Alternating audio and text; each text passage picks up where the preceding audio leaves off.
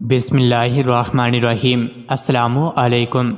روزانہ واقعات سننے کے لیے اس چینل کو سبسکرائب کریں۔ حضرت سیدنا ابو عبد الرحمن فاروق رحمۃ اللہ علیہ بنو امیہ کے دور خلافت میں سرحدوں کی حفاظت کے لیے خراسان گئے۔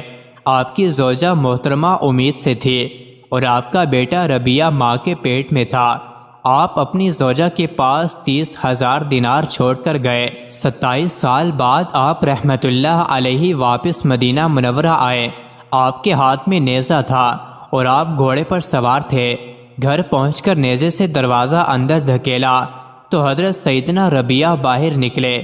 جیسے ہی انہوں نے ایک مسلح شخص کو دیکھا تو بڑے غضبناک انداز میں بولے، اے اللہ کے بندے، کیا تو میرے گھر پر حملہ کرنا چاہتا ہے؟ حضرت سیدنا ابو عبد الرحمن نے فرمایا، نہیں، میں حملہ نہیں کرنا چاہتا۔ تم یہ بتاؤ، تمہیں میرے گھر میں داخل ہونے کی جرت کیسے ہوئی؟ پھر دونوں میں تلخ کلامی ہونے لگی۔ قریب تھا کہ دونوں دست و گریبان ہو جاتے، لیکن ہمسائے بیچ میں آ گئے اور لڑائی نہ ہوئی۔ جب حضرت مالک بن انس رحمۃ اللہ علیہ اور دوسرے بزرگ حضرات کو خبر ہوئی تو وہ فوراً چلے آئے۔ لوگ انہیں دیکھ کر خاموش ہو گئے۔ حضرت سیدنا ربیہ نے اس شخص سے کہا، خدا کی قسم، میں اس وقت تک تمہیں نہ چھوڑوں گا جب تک تمہیں سلطان کی عدالت میں نہ لے جاؤں۔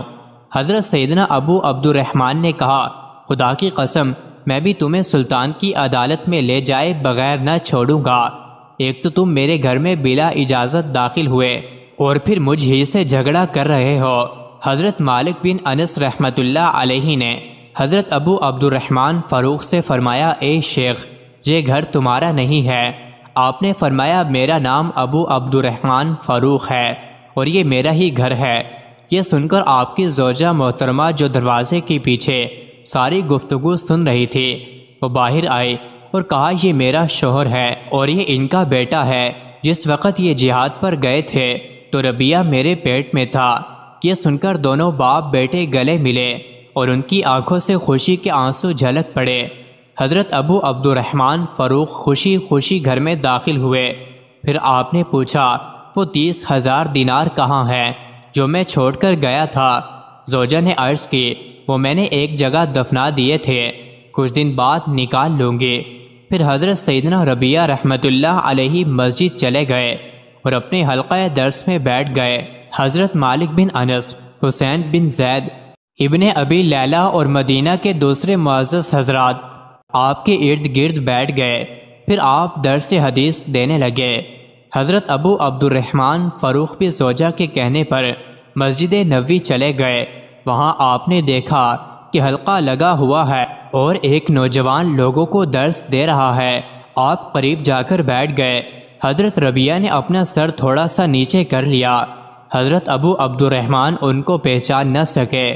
آپ نے لوگوں سے پوچھا، یہ کون صاحب ہیں جو علم کے موتی لٹا رہے ہیں؟ لوگوں نے بتایا، یہ ربیہ بن ابو عبد الرحمن ہے۔ یہ سن کر آپ بے حد خوش ہوئے اور فرمایا، اللہ رب العزت نے میرے بیٹے کو کیسا عظیم مرتبہ عطا فرمایا۔ پھر آپ خوشی خوشی گھر تشریف لائے اور اپنی زوجہ سے فرمایا، میں نے تمہارے لختے جگر کو آج ایسے عظیم مرتبے پر فائز دیکھا کہ اس سے پہلے میں نے کسی علم والے کو ایسے مرتبے پر نہیں دیکھا۔ وہ تو علم کے موتی لٹانے والا سمندر ہے۔ آپ کی زوجہ نے کہا، آپ کو اپنے 30,000 دینار چاہیے یا اپنے بیٹے کی عظمت و رفعت؟ آپ نے فرمایا، خدا کی قسم، مجھے تو اپنے بیٹے کی اس عظیم نعمت کے بدلے کچھ بھی نہیں چاہیے۔